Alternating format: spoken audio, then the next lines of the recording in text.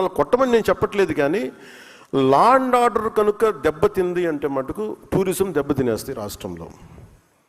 ఒక మాజీ ముఖ్యమంత్రి ఒకళ్ళు వచ్చి మిమ్మల్ని చంపేస్తాం, లేదంటే మిమ్మల్ని కూర్చోబెట్టి ఒక్కొక్క పోలీస్ అఫీషియల్ని మేము మీకు ఏంటో చూపిస్తాం, లేదంటే కాంట్రాక్టర్స్ని బెదిరిస్తాం అంటే that will send a very wrong signal. అలాంటి వ్యాఖ్యలకి నా సమాధానం ఒకటే,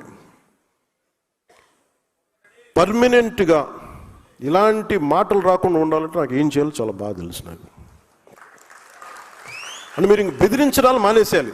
వైసీపీ నాయకులకు మీరు బెదిరించడం మానేసేయండి. ఇంకా మీరు ప్రజాస్వామ్య వ్యవస్థలో ప్రజాస్వామ్య పార్లమెంటరీ భాషకి మీరు రండి.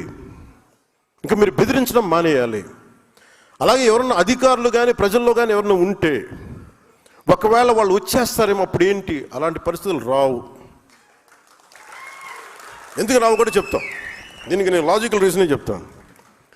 మీరు ఎంత కొట్టుకున్నా కొట్లాడినా మీ ఓట్ శాతం సర్టన్, అది తగ్గుద్దా పెరుగుద్దా మీరు కాబట్టి ఇంకొకరికి వెళ్తుంది ఆ పార్టీ, ఆ ఓట్ బ్యాంక్. కానీ నేను ప్రత్యేకించి నా కంఠంలో ప్రాణం ఉన్నంత వరకు ఆంధ్రప్రదేశ్కి, తద్వారా భారతదేశాన్ని సమగ్రతకి భంగం వాటిల్లకుండా చూసుకునే బాధ్యత, దానికోసం ఎన్ని ఎత్తులైనా వేస్తాం.